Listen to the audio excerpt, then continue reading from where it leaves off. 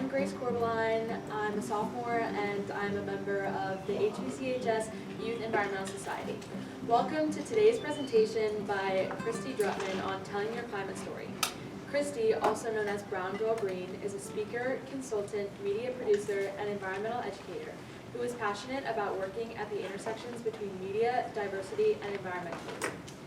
As a young entrepreneur, Kristy has educated hundreds of thousands of people across the globe about modern-day environmental issues through speeches and media content, as well as facilitating workshops centered around environmental media and storytelling in cities across the United States.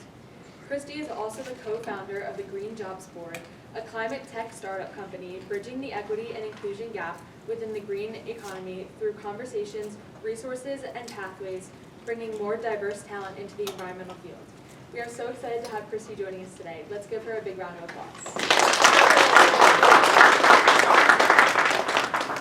Well, happy Earth Day, everyone. So happy to be here. I don't know where the microphone situation right is. behind you. Oh, okay. Yep. There you go. Okay. So, profesh. Okay, let me just see how you turn this on. Oh, there. I think it's just like that. Oh, okay. There you go. Nice amplification. Okay, great. Well, let me know if there's any issue of hearing me, but I do have a loud projection voice. But nice to see you all. Happy Earth Day. It's, Earth Day is every day, as we say, but today is particularly special to have this conversation and join you all. So I'm really excited to be here today. And I'm going to put that on and hope that you all can still hear me. Okay, I think it works. Okay, great. So we're going to start off with a really quick mindfulness exercise. I know you all are mid-bite, but maybe swallow so you don't choke on anything. But I want to have you all indulge me in this because, Earth Day, I really want you all to think about, what is our why? Why do we care about the Earth? Why do we care about the planet? And the biggest way that we connect to those things is through our connection with nature. And so I want you all, after you, get your sips of water, all these things, to just take a moment, uncross your legs, kind of roll your shoulders back, get into a nice, composed posture. And I want you to, either gaze, you can either gaze at, the floor, or you can, lower your eyes and close your eyes.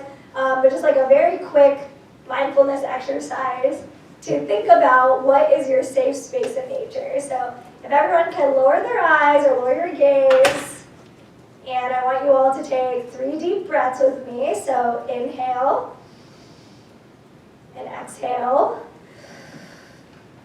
Inhale again and exhale.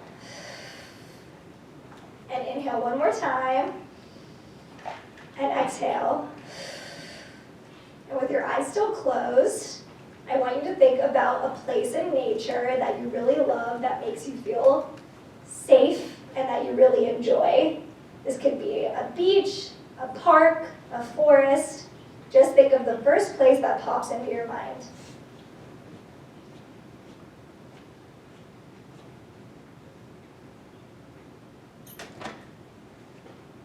And I want you to picture, what do you see in this place?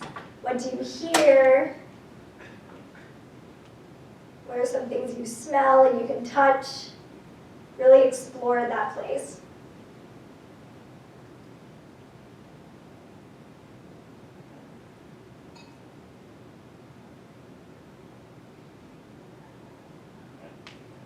And then I want you to think about how this place makes you feel. Does it make you nostalgic? Does it make you happy? Why is this place so important to you?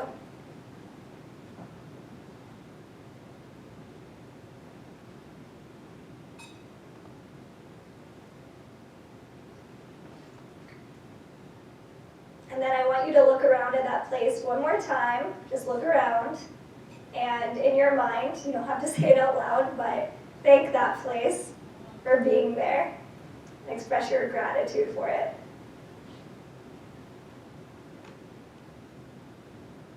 Amazing. And when you're ready, I want you to slowly open your eyes. Amazing. Is anyone comfortable comfortable sharing where they saw or what they were thinking of? You get a volunteer? Yes. Of course, the teachers always volunteer, right? I was at a beautiful overlook in Baja, Mexico, looking at a whole lagoon where whales just swim, and you can hear whale breaths. Oh, wow, that's amazing. Anyone else? Let's get one more volunteer. Anyone? Place in nature that you love? Yeah. There's like a forest near my house, and like there's a stream in the middle of it, and it's really nice and like. Oh, it's amazing. It's amazing. Great. Well, thank you all for participating in that exercise. The reason we do that is, like I said, if we want to care about the environment, want to care about the earth, we have to think about, why do we care, and that like a lot of the places that we do care about are under threat, and they might not look the same in the next couple of years if we don't protect it the way that we need to be. So quick poll. How many of you feel worried or stressed about the state of our planet? Yeah. It's real, it's scary, seeing, how the environment's being impacted, pollution, waste, climate change, all of it can feel really, really overwhelming.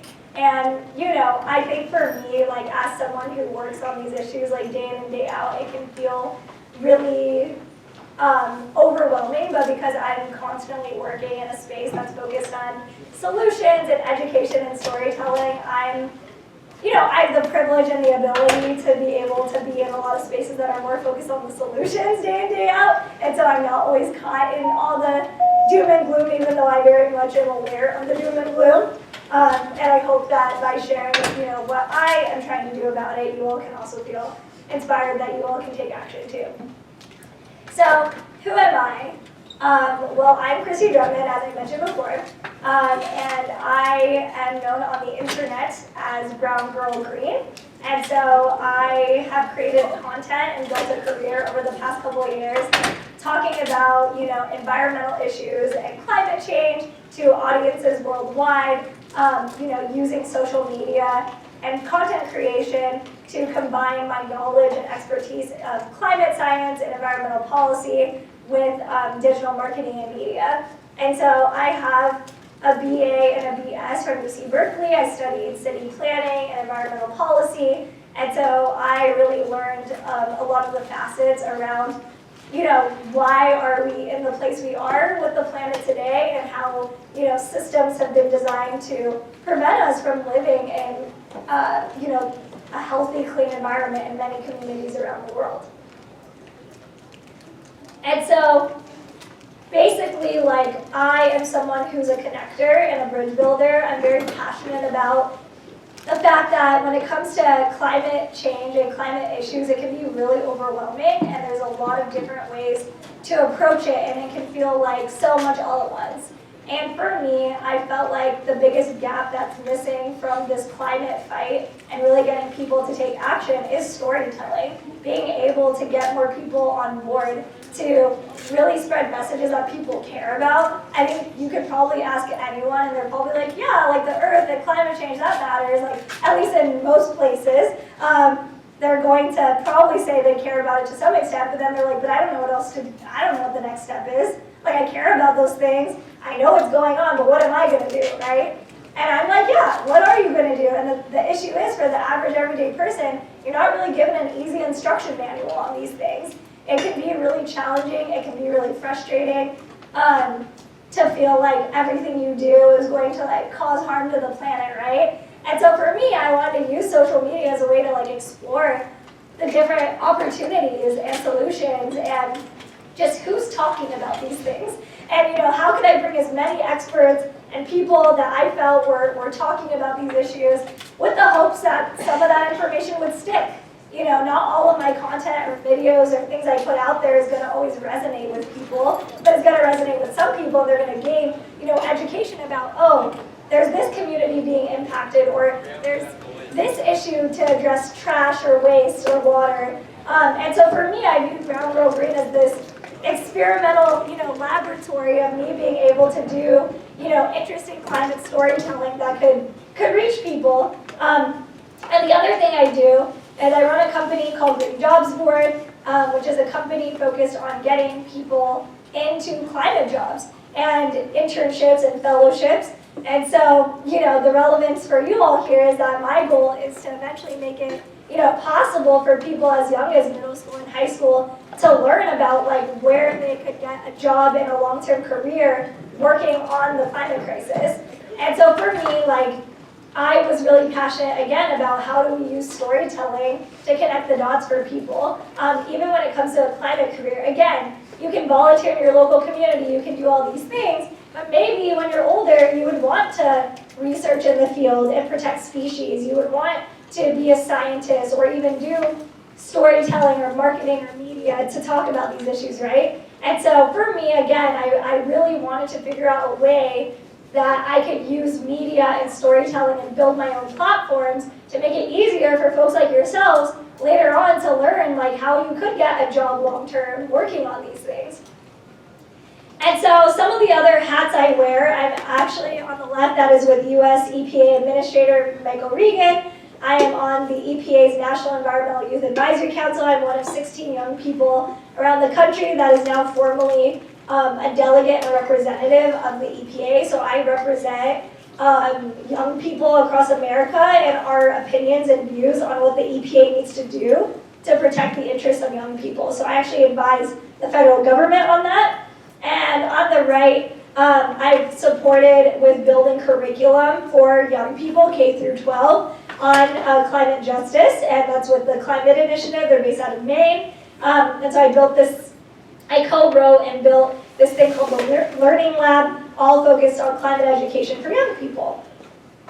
So things that I care about and focus on is environmental justice, digital media and storytelling, environmental education and advocacy, and like I said, helping people build dream careers to work on climate change.